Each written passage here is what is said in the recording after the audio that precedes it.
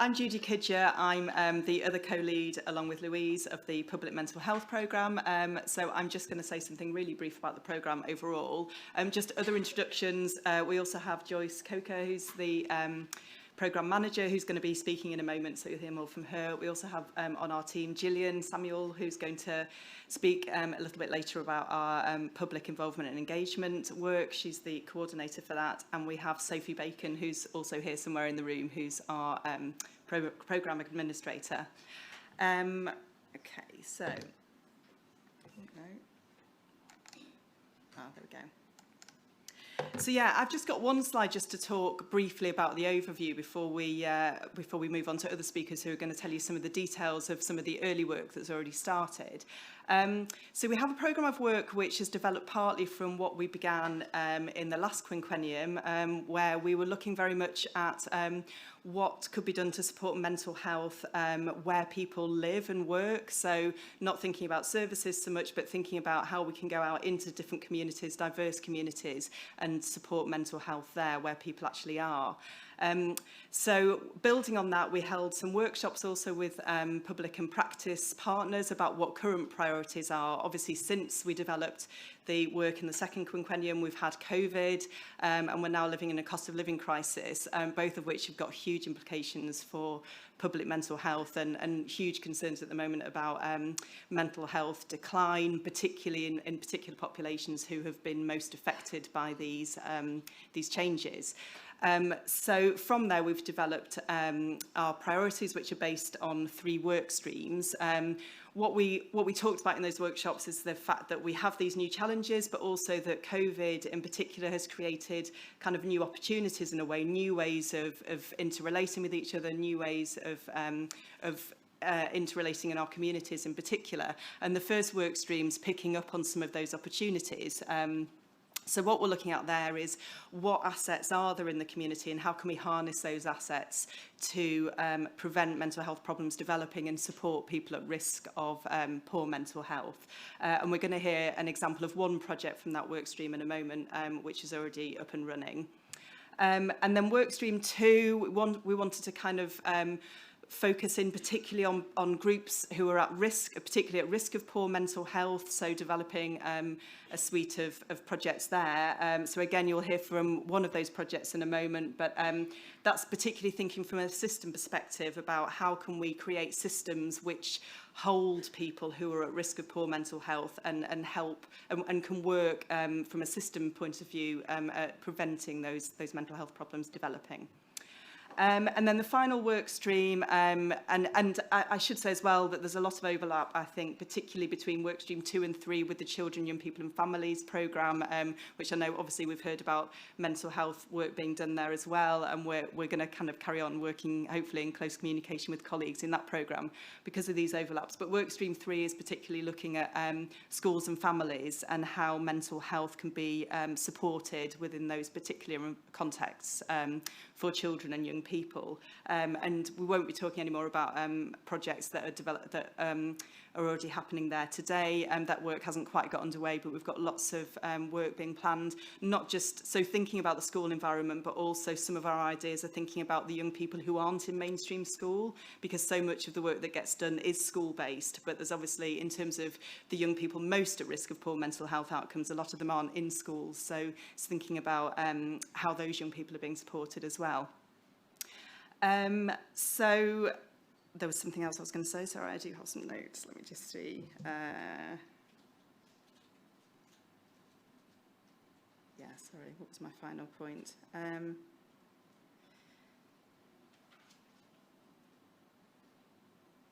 Yes, sorry. So it was just to make a final point that across all the work streams, we are, as has been talked about a lot already, inequalities. So we are focusing on communities that are particularly at risk of social inequalities and thinking about not thinking of them as hard to reach, but maybe easy to ignore, and sort of making sure we're working with and really developing diversity in terms of the public that we're working with, which Julian will tell us more about, and also the communities that we're working with.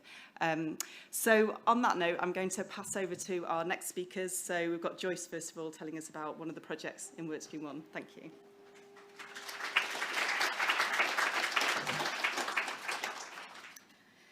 So I'm going to tell you about one of the projects that's in Workstream 1, and as Judy mentioned, Workstream 1 focuses on how we can harness community assets.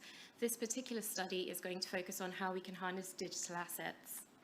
So as you all know, during the pandemic, many community organisations were not able to provide in-person support to a lot of their service users, so they had to innovate and use digital technology like we all did and jumped on Zoom to provide support to their service users. We do know that digital technology can support mental health and well-being for some people. So for example, it can make it easier to access information, but this isn't the case for everybody.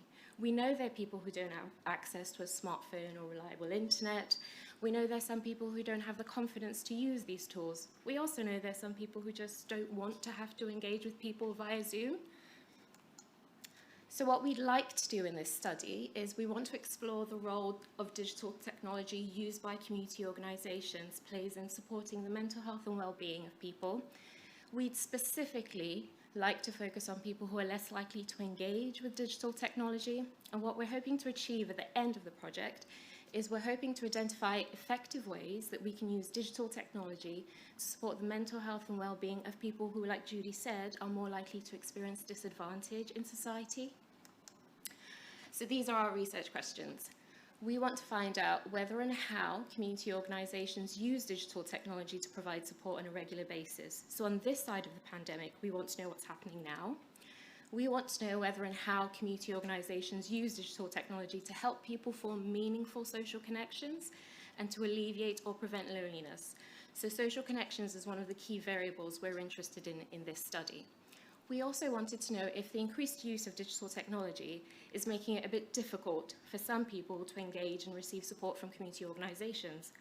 On the flip side of that, we'd like to know if there are people who've struggled previously to receive support from community organisations who are now finding it easier to do so because they're more digital ways of engaging. So who do we want to focus on? We want to focus on older adults, people from minority ethnic populations, people living with poor mental health, and people living in areas of deprivation.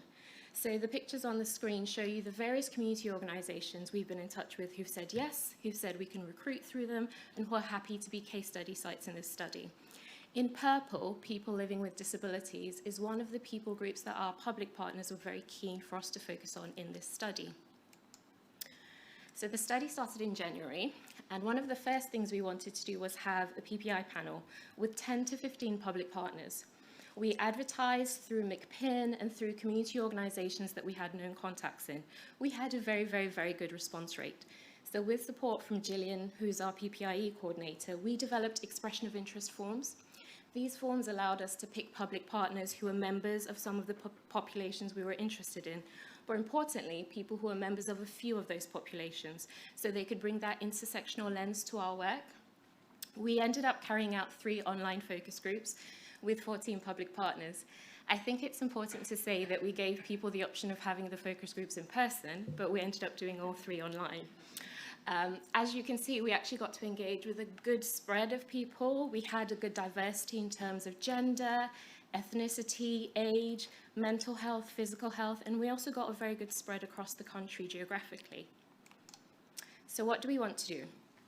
We'd like to start off with a survey that focuses on 3 domains of using digital technology, so digital access and digital literacy. But these 2, there's more known about them, so we don't want to focus that much on them. Instead, we'd like to focus more on the 3rd domain, which is digital assimilation. Now, this is the degree to which digital technology is incorporated in everyday life. And what we'd specifically like to focus on is the degree to which digital technology actually enhances social connection.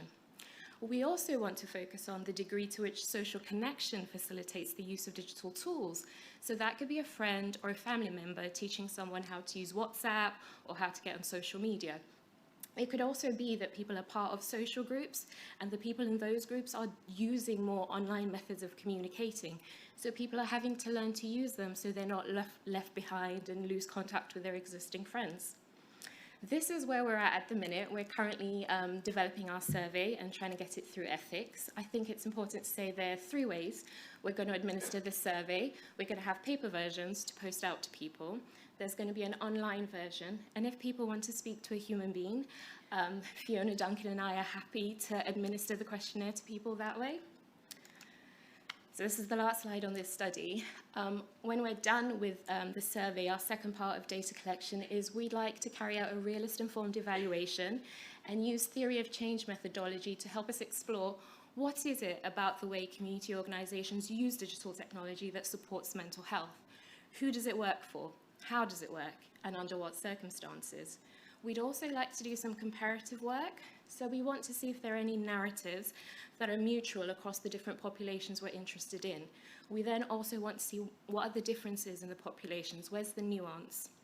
And what we're hoping to achieve is we'd like to use our key findings to create a short video clip that the various community organisations we're working with can circulate within their channels. We'd also like to hold 2 knowledge exchange workshops, so one in the north of the country and one in the south, where we bring together our study participants, our public partners, community organisations, and we have that larger conversation about how effective ways we can use digital technology to support the mental health and well-being of people in community who are more likely to experience social disadvantage. So that's the last slide on this study. I'm going to hand over to Sarah and Emily to talk about one of the studies in workstream 2.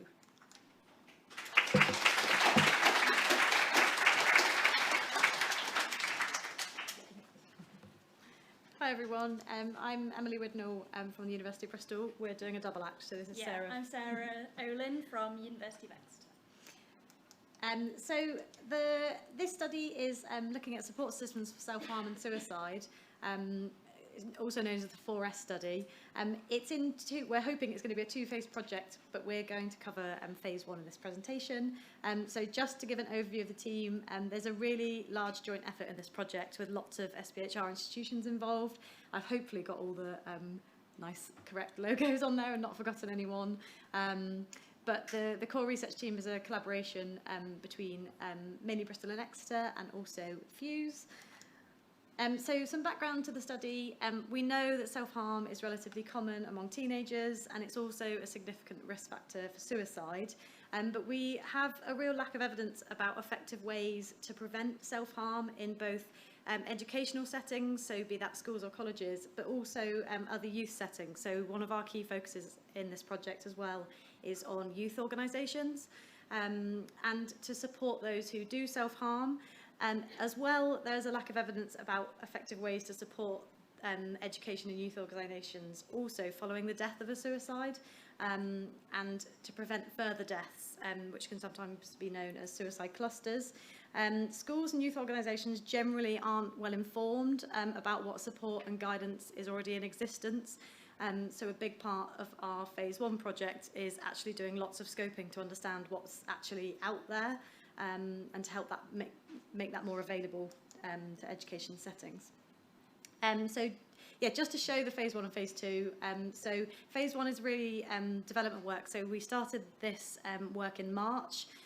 It's quite a brief project, so it's a year-long kind of scoping and understanding and research gathering, I guess, phase. And then the phase 2, which we're hoping to develop proposals for really closely with our stakeholders, is more of a kind of co-development of guidance, so we can kind of better support those education and youth organisations. So the stakeholder groups, we're recruiting for these now. We're hoping to kick off the adult one in next month, but we're recruiting to 3 patient and public involvement groups. The first one is with teenagers with lived experience of self-harm, suicidal thought, and if they have been experienced bereavement by suicide and have lost someone to suicide. I'd love to chat to anyone with experience of these groups actually, maybe over lunch, but we've already started to gain some feedback around being quite cautious around splitting those groups up, and we're getting lots of advice from charity partners as well around safety plans within those groups. So that's been really interesting to learn about so far. The adults, so more of a kind of professional stakeholder group, is looking at adults from either schools, colleges or youth organisations, as well as local authorities, and parents, relatives and friends with also lived experience of either a young person engaging in self-harm or suicidal behaviour or losing someone to suicide. So one of the main focuses of the phase 1 is a scoping review, which I'll be leading on, which I anticipate it's going to be quite large and complicated. So we're doing a bit of a three-stage approach, I guess. So it's going to be focused on grey literature. So it's actually looking for concrete, publicly available guidance, probably in kind of website forms, documents, PDFs, reports. And that can be that's available to schools, colleges, local authorities, but also, as I mentioned, a really key focus on other key youth organisations, so sports clubs, for example. I'm currently writing a search term trying to think about all the youth clubs in the UK. So again, anyone knows of any that I've missed, I'd love to chat. So we're also going to be reaching out to experts and key charities, as well as our young advisors on charities.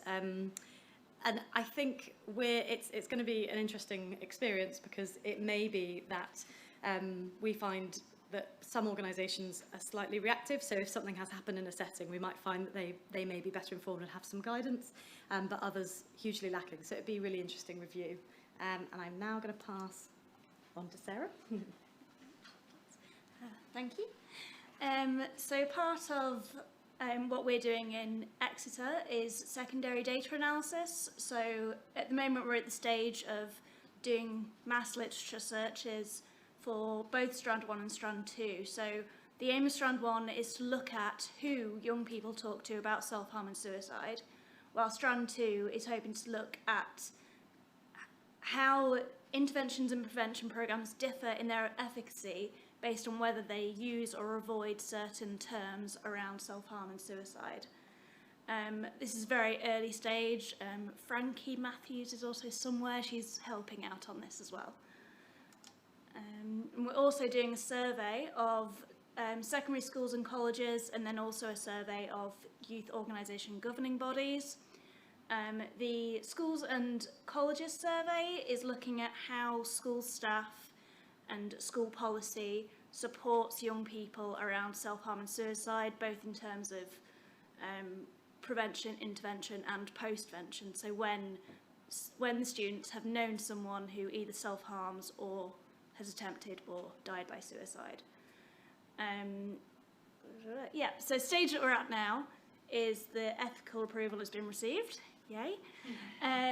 We're currently recruiting for the schools and colleges survey, but the youth organisation governing body survey is still a little bit more under development. We're still in the piloting stage, so that's more looking at how the bigger arching governing bodies support smaller clubs to support their young people. We're hoping for 375 schools and colleges spread across the entire UK. At the minute we have some from South East and North East here, but gradually getting those emails out. And then 25 youth organisation governing bodies. So thank you, everybody.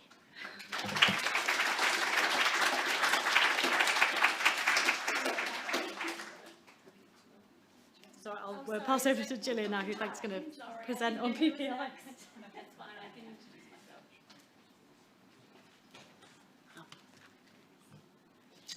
So, hello everyone, I'm Gillian Samuel and I'm the Public Involvement Coordinator for the Public Mental Health Programme.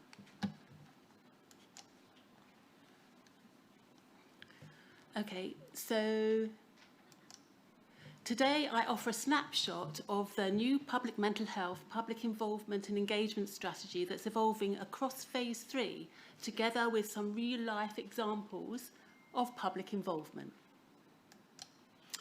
So here's what our strategy looks like as of now, explained in layers. At the top you will see the Exeter-led PINE school-wide programme, and below this the Public Mental Health Programme, overseen by the Programme Coordinator and other SPHR leads. Importantly, the projects within the 3 work streams will take ownership of PINE. The aim is for them to become autonomous in recruiting peer researchers and the public into all aspects of their work, and we've already heard about a few examples of that work happening, which is great. Special attention will be given to diversity of involvement, for example, through the engagement of community organisations reflecting the demographics of case study sites. The wider public will be encouraged to take part, for example, advisory panels early on to help shape ideas and later to co-deliver research findings amongst communities. We are hoping that this strategy will ensure that public involvement and engagement becomes embedded in localities, schools or workplaces, depending on the research focus. We encourage creativity in how we do public involvement and engagement. We hope to reintroduce the buddy system and blogs to reflect lived experience, and together we wish to create a charter for public mental health. But enough of my words. Let's take a glimpse at some public involvement and engagement which took place last month at the Public Mental Health Symposium. Please note that this movie was made to capture people live, unposed, and includes some background noise, and I'd like to thank everyone who chose to become involved in this.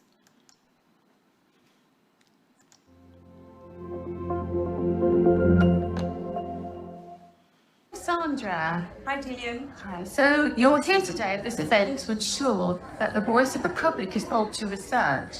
How does it feel to be here? I feel so privileged. I'm not just a peer researcher on my own, but to be together with other researchers who are actually doing the research work, I really feel privileged. Also, in what ways do you think you will contribute today? That my own lived experience can make a big difference to the research outcomes. And I'm here to support any researchers who want to use lived experience in their research.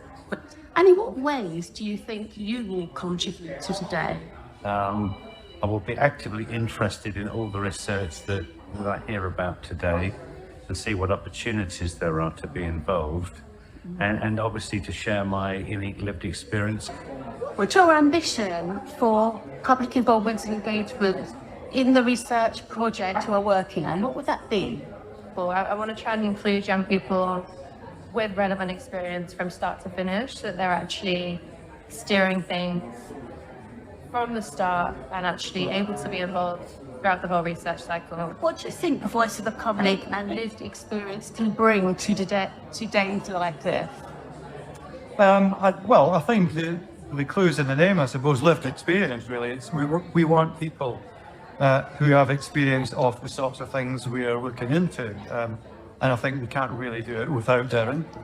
It would be very presumptuous of us just to charge in and start formulating all these research questions and talking about it without some sort of input from people with lived experience. What ways do you think you will be able to contribute to today's event? So I'm going to be co-facilitating one of the breakout rooms today, and I am here to help the researchers inject more of the public voice and the opinions of the public into their research. Thank you. You know, as I just recently joined the public research environment here in UK, so I've just realizing that how this public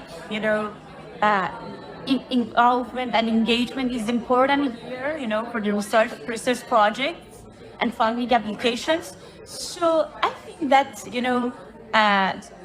involvement from different community groups, disadvantaged groups, into the research projects for me would be the most important part.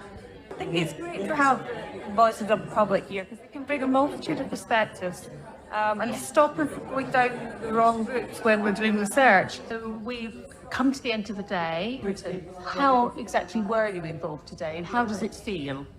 How I was involved today is I participated by listening and asking questions to everyone else's project, but also I facilitated and tried to make sure that everyone had a chance to be involved and to speak about what they felt in the real project. I feel great. I feel like my voice was heard, bringing in a public perspective, and when I find that the academics ask questions differently to how a member of public would ask a question, my questions were really heard.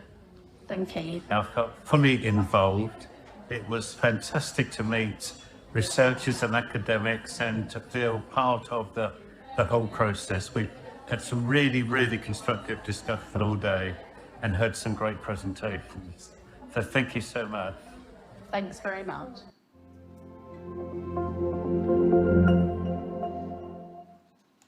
Thanks very much for listening.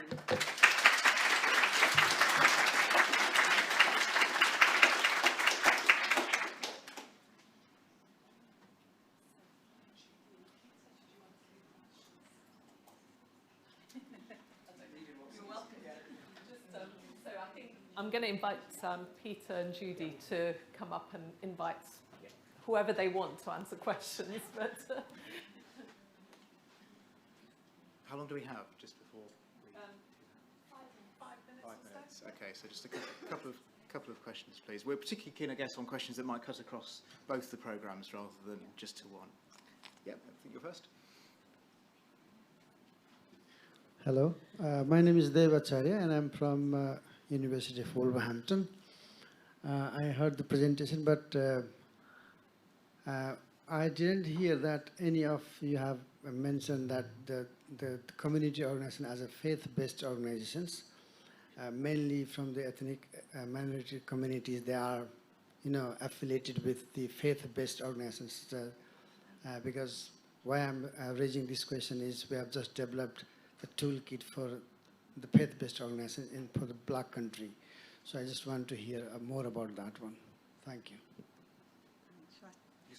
Yeah. I mean, actually, I'm wondering, Joyce, do you want to speak to that question? Did you hear the? Yeah. Yes, I did. Thank you. Good question. Thank you. That was a really good question. Just to say, in the digital study, we are actually looking at faith-based organisations. So one of the ones that Fiona Duncan found up north, or here actually, is a faith-based organisation, and we're looking for more of those as well across the country, but we do have some of those up north and down south that will be part of our research.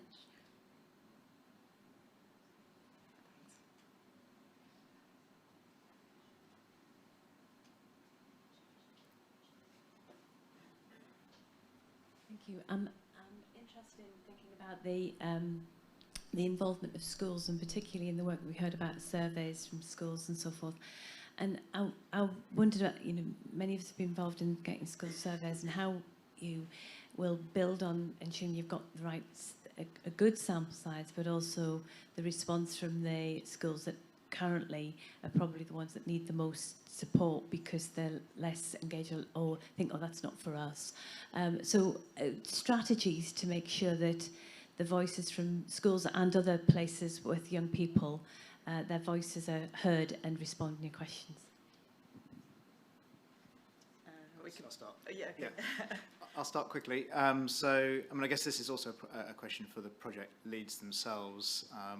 In many cases, they already have established connections with the schools and have brought them in as they've been formulating the application. So I think that's probably the sort of main answer to that question from the perspective of our projects. Is that similar? Yeah, thanks. Yeah, I think very much starting from sort of relationships, and I know again sort of building on some of the work in the second quinquennium where a school health research network was developed in the southwest, and there's another school health research network developing in London. I know there's still the challenge about those schools that are involved in those are probably still the kind of very kind of research active ones, but I think it's a lot of work involved in terms of working with local authority colleagues who know the schools best as well, third sector organisations that work with the schools. So yeah, I mean it's a big problem, but I think through networks and relationships is the key really. Yeah. I think Sonia and also. Can I just do something really mean and just. That's a general question, and it's the general answer that I would give. But whoops, if I could, would you like to stand up? So I just so that we can bring this to life, I'd like to just give the microphone to Bina to explain what she's been doing exactly in building the school network across London. Okay, so just very briefly. So I've worked across primary schools across London. We spent quite a few months trying to recruit lots of schools into our study called Improve, looking at physical activity and mental health of primary school age children. It's challenging. If anybody's done recruitment, you know how challenging that is. So you're absolutely right. Talk to local authorities, build those networks. Schools talk to each other as well. But it is one of the biggest challenges, and I was lucky enough to work with quite a few clinical research networks in London, which put me in touch with a lot of people, but that relationship is very important. We've done a workshop with teachers as well, who've given us feedback on what they want from researchers and what they want from our work, and that's vital. They want to be involved, they want the findings translated back to them. They're not going to understand the scientific jargon. Don't give them the papers. They're not going to understand that. They just want simple language presented to them as teachers, presented to the parents, and also children as well. They want to see what they get involved in. So that's really important when you're trying to engage with schools. Thanks for putting me on the spot.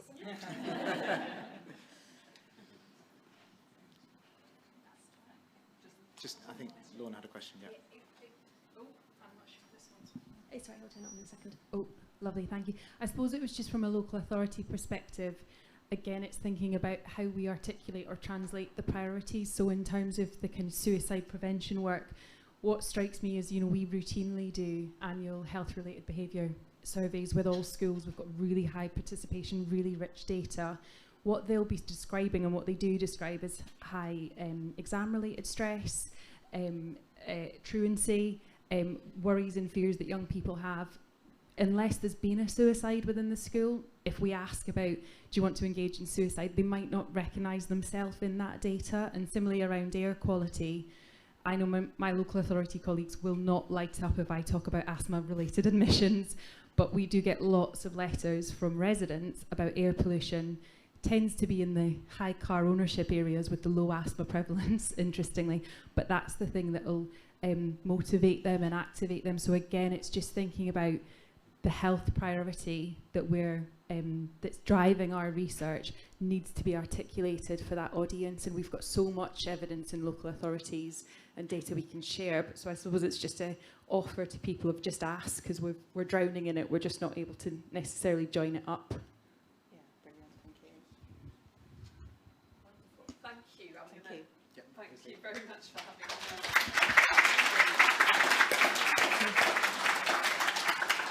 Can I just once again thank all our speakers? I've learned a lot. It was really interesting to hear all in one place the work that's been going on. So we're going to break for lunch. Please remember the Hawks room to go and look at posters. And can I ask if we can come back for 1:40 to start promptly at 1:45, if that's... So it is 1:45, isn't it? That's right. Okay, brilliant. Thank you and enjoy lunch.